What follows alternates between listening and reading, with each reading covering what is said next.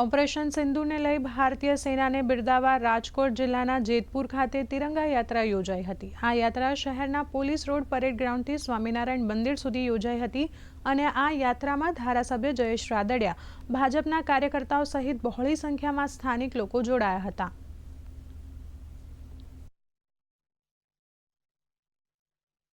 ગૌરવભેર આ યાત્રા જોડે આપણા દેશનું નામ કાયમી માટે રોશન કરતા જવાનોને આજે સાચા હૃદયથી આજે આપણે ખૂબ યાદ કરીએ છીએ। સમગ્ર દેશ गौरव અનુભવે છે અને એના માન ખાતર આજે આ गौरव यात्राનું आयोजन થયું છે।